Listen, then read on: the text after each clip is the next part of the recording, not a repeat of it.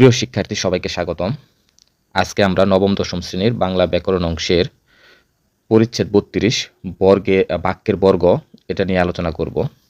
তো শুরু করা যাক আজকের এই ভিডিও। প্রথমে আসি বর্গ কি।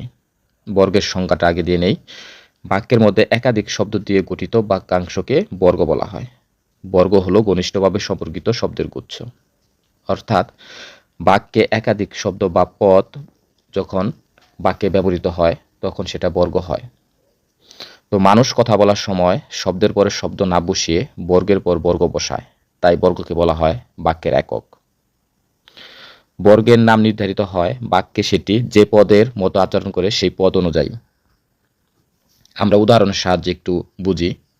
তো একটা উদাহরণ আছে তোমাদের বইয়ে, মালা ও মায়া খুব সকালে বাড়ির সামনে থাকা স্কুল বাসে উঠে পড়ল। তো এখানে মালা ও মায়া এটা হচ্ছে বিশেষ্য বর্গ।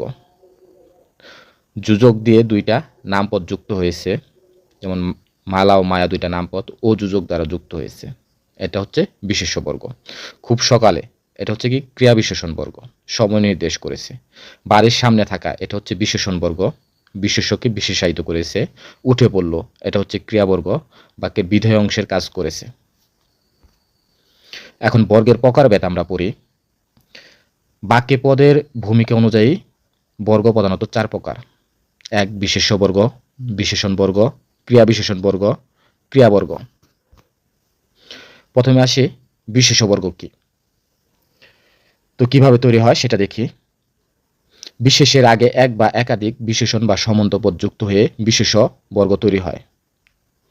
যেমন উদাহরণ যদি দেই, এখানে অসুস্থ ছেলেটি আজ স্কুলে আসেনি। তো ছেলেটি হচ্ছে বিশেষ্য পদ, অসুস্থ হচ্ছে বিশেষণ পদ। আমার ভাই পড়তে বসেছে, ভাই হচ্ছে বিশেষ্য পদ এবং আমার সম্বন্ধ পদ। তো তাছাড়া যোজক দ্বারা দুটি বিশেষ্য যুক্ত হয়েও বিশেষ্য বর্গ তৈরি হতে পারে। যেমন রহিম ও করিম বৃষ্টিতে ভিজেছে। এখানে রহিম একটা বিশেষ্য পদ, ও হচ্ছে যোজক এবং করিম হচ্ছে একটা বিশেষ্য পদ। এখন আসি বিশেষণ বর্গ ও ক্রিয়া বিশেষণ বর্গ। বিশেষণ বর্গ বিশেষণ জাতীয় শব্দের গুচ্ছকে বিশেষণ বর্গ বলে। যেমন আমটা দেখতে ভারী সুন্দর, এখানে ভারী সুন্দর হচ্ছে বিশেষণ বর্গ। পোকায় খাওয়া কাঠ দিয়ে আসবাব বানানো ঠিক নয়। তো এখানে পোকায় খাওয়া এটা হচ্ছে বিশেষণ বর্গ। তো আরো যদি উদাহরণ দেই, ভদ্রলোক সত্যিকারের নির্লোক, এখানে সত্যিকারের নির্লোকটা হচ্ছে বিশেষণ বর্গ। এখন আসি ক্রিয়া বিশেষণ বর্গ। যে শব্দগুচ্ছ বিশেষণ ক্রিয়া বিশেষণ হিসাবে কাজ করে তাকে ক্রিয়া বিশেষণ বর্গ বলে। যেমন সকাল 7টার সময় সে রওনা হলো, এখানে সকাল 7টা এটা হচ্ছে কি সকাল 7টার সময়, এটা হচ্ছে ক্রিয়া বিশেষণ বর্গ। আমি সকাল থেকে বসে আছি, এখানে সকাল থেকে এটা হচ্ছে ক্রিয়া বিশেষণ বর্গ। এখন আসি ক্রিয়াবর্গ। বাক্যের বিধেয় অংশের ক্রিয়া প্রায় ক্ষেত্রেই ক্রিয়াবর্গ তৈরি করে। একাধিক ক্রিয়া মিলে এই ক্রিয়াবর্গ গঠিত হয়। যেমন অস্ত্রসহ সৈন্যদল এগিয়ে চলেছে, এখানে এগিয়ে চলেছে এটা হচ্ছে ক্রিয়াবর্গ। সে লিখছে আর হাসছে, এখানে লিখছে আর হাসছে হচ্ছে ক্রিয়াবর্গ, একাধিক ক্রিয়া যুক্ত হয়েছে। সে দাঁড়িয়ে থাকার পর বসে পড়লো, এখানে বসে পড়লো হচ্ছে ক্রিয়াবর্গ। বাচ্চারা চিৎকার করছে, এখানে চিৎকার হচ্ছে ক্রিয়াবর্গ। এখন কিছু প্রশ্ন আমরা প্র্যাকটিস করি। যে প্রথম প্রশ্নটা হচ্ছে, বাক্যের মধ্যে একাধিক শব্দ দিয়ে গঠিত বাক্যাংশকে কি বলে? বর্গ বলে। উত্তর হবে ক, বর্গ।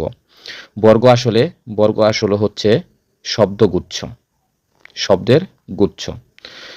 বর্গের নাম হয় পদের নাম অনুযায়ী, সেটা আমরা পড়েছি। বর্গের নাম হয় পদ অনুযায়ী।